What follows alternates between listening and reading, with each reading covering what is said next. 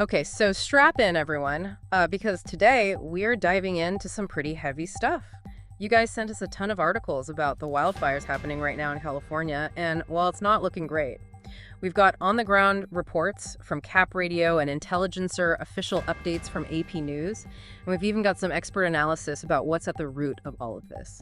So our mission today is to cut through the noise, figure out what you need to know, and maybe we'll uncover a few surprising facts along the way. Yeah, one thing that really jumps out from all of these articles is that these fires are like really challenging our idea of what fire season even means. Yeah. We're kind of seeing this move towards like a year-round threat.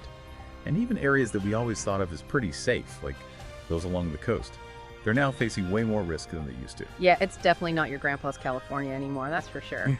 But I think what really gets me is how these fires are affecting people, like on a really personal level. The Intelligencer article talks about a climate reporter who actually lost her home in the Palisades fire. And her story is just, it's really intense. It definitely makes those statistics feel a lot more real, doesn't it? Right. It's one thing to hear about thousands of buildings being destroyed. But it's another thing entirely to read about someone having to watch their neighborhood burn on live TV while they're trying to get away. It's a pretty stark reminder that these fires are like seriously messing with people's lives in ways that we might not even fully understand. Totally. And speaking of statistics, the updates from AP News paint a pretty grim picture. Over 1,000 structures destroyed, at least 5 people have died. And we've lost landmarks like Will Rogers' historic ranch house. It's just ashes now.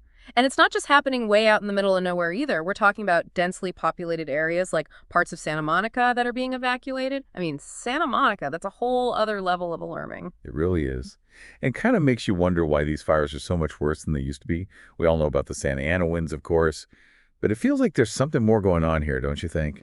Definitely. I mean, the Santa Ana winds are a factor, no doubt, but they're not the whole story. The Cap Radio piece says that California has 78 more fire days every year than it did just 50 years ago. That's a crazy increase. It is. And to really understand why that's happening, we have to look closer at what makes a fire day a fire day. It's not just any random day with some wind and sunshine. You need a very specific mix of temperature, humidity, wind speed, and how dry everything is. And climate change is messing with all of those things. So these dangerous conditions are happening more often, and they're a lot more intense when they do happen. Yeah. It's kind of like the perfect recipe for disaster. And sadly, we've got all the ingredients. Okay, so climate change is like cranking up the heat. But what about the actual sparks that start these huge fires? I always thought arson was the main cause, but these articles make it seem like it's a lot more complicated than that. You're right. Arson is definitely still a problem. But it's not the only thing starting these fires. Actually, fires started by lightning are happening more and more, and these lightning storms are insane. We're talking tens of thousands of lightning strikes in just a couple of days. And they're all hitting land that's already super dry. It's like nature's out there just casually throwing lit matches everywhere. And it's not like those matches are landing on something wet either. Cap Radio mentions there are over 163 million dead trees in California, all thanks to the drought. It's like a giant pile of kindling just waiting to go up. Exactly. And because of all this, we're seeing fires that are way bigger than before. They're less predictable, and they cost a lot more to fight. The Legislative Analyst's Office found that the cost of managing these fires in California has gone from $800 million in 2005 to a crazy $3.7 billion in 2021. And it's not just the firefighting equipment that's driving those costs up. We also need more people with specialized skills and resources. Plus, the damage to things like roads and buildings is getting really expensive to fix. Wow, those numbers are pretty shocking. And I'm guessing as a taxpayer, you're helping to pay for a lot of that. Yeah, that's true. The money side of these fires is a big deal, and it's something we need to think about as a society. But beyond the dollars and cents, there's the human cost, and that's something you can't even measure. For sure. The Intelligencer article about the reporter who lost her home really brings that home. It makes you think about all the stress and emotional trauma these events cause for people and entire communities. No doubt. The fear of having to run from your home, not knowing if it'll be there when you come back, and losing things that can never be replaced. It's a really traumatic experience that can stick with people for a long time. And like the AP News report points out, it's not just the danger from the fire itself. All that thick smoke hanging over Southern California is triggering air quality alerts. It's putting a strain on hospitals that are already packed, and it's disrupting everyday life in so many ways. Yeah, AP News mentions things like canceled events, schools being closed, sporting events being postponed. It really feels like a disaster movie happening in real life. And it's easy to get caught up in all the craziness of it, but we have to remember that these fires are having a huge impact on people's lives. Definitely. And it's not just the people who are directly in the path of the flames either. Yeah. The effects of these fires are felt far and wide. They impact everything from the air we breathe and public health to the economy and tourism. It's not just a local problem, it's a regional problem. Heck, it's even a global issue. So we've established that these fires are bigger, badder, and more expensive than they've ever been. But what are we doing to fight back against all of this?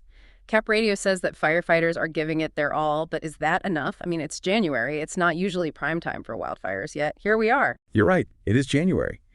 And the fact that these fires are happening right now and they're this intense, it's really worrying.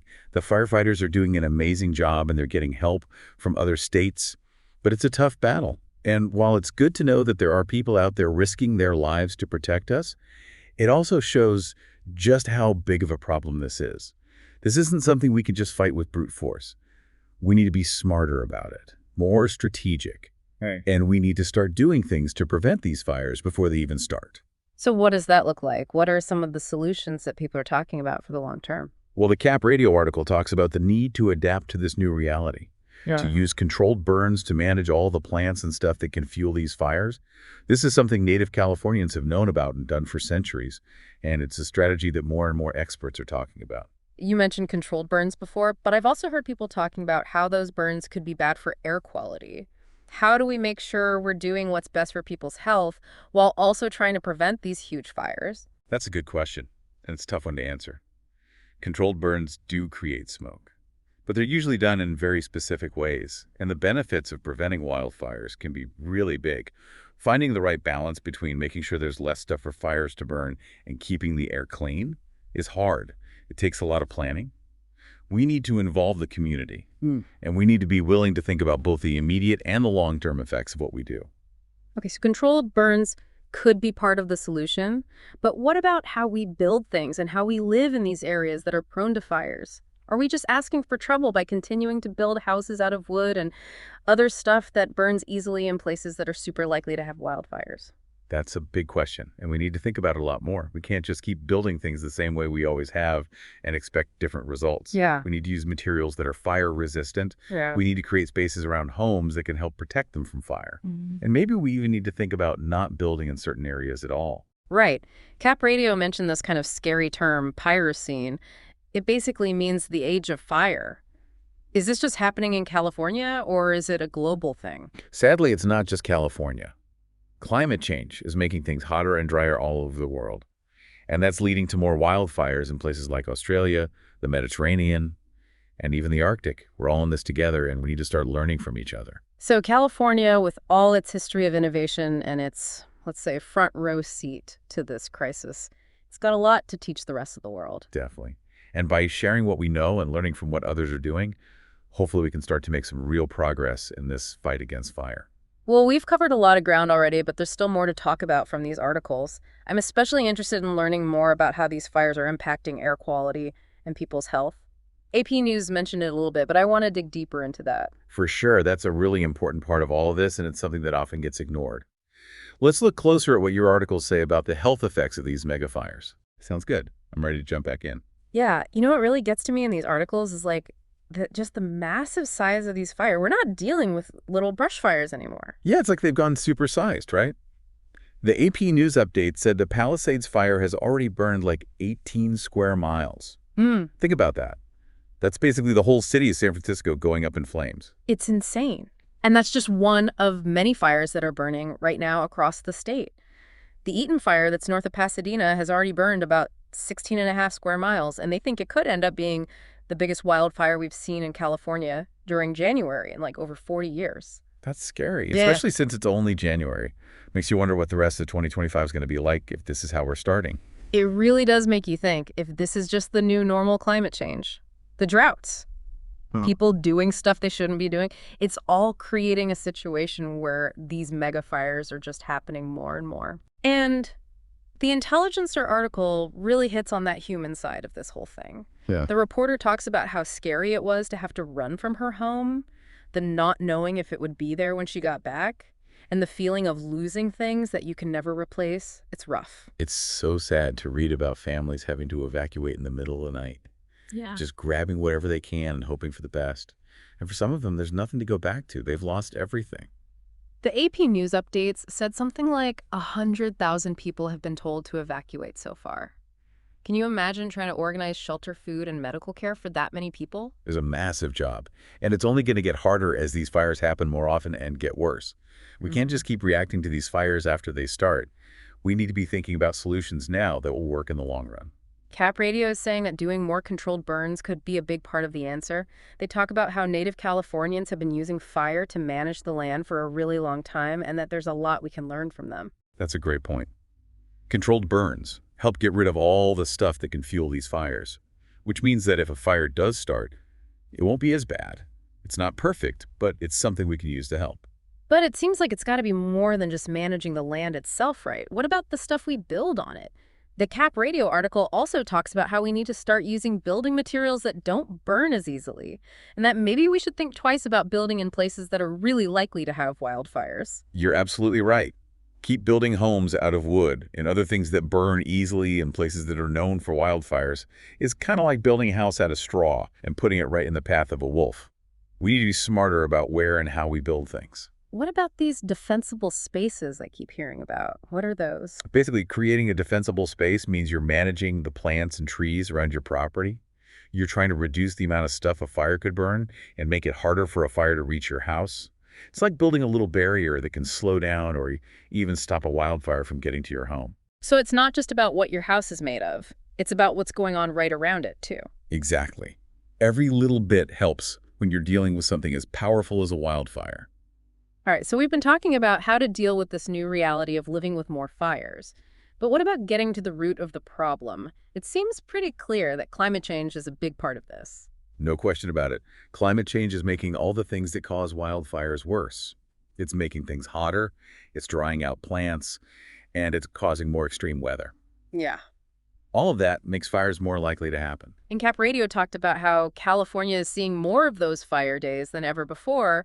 Those are the days when everything is just right for a fire to start and spread like crazy. Right, and remember, those sparks that start the fires can come from a bunch of different places. Arson is a factor, but the articles also talk about how more fires are being started by lightning and by power lines that fall down. Speaking of power lines, it was pretty shocking to read that a report from 2022 found that power companies aren't doing enough to prevent fires that are started by their equipment. That's a big problem, especially because these fires are often made worse by strong winds. When the wind knocks down power lines, it can create sparks that start fires in dry grass and trees. It's a dangerous combination. So it's like this mix of things that are happening naturally, like the wind and dry conditions, and things that are caused by people, like old power lines and building in places that are likely to have fires. Exactly. It's this complicated mix of things that's creating the perfect conditions for all this fire activity. And it's not just happening in California. It's a worldwide issue. So what are other countries doing about this growing wildfire problem? Is California leading the way in figuring out how to prevent and manage these fires, or are there things we can learn from other places? That's a really interesting question, and it's something we could definitely spend more time talking about. But before we do that, let's finish going over what your sources have to say about the situation in California.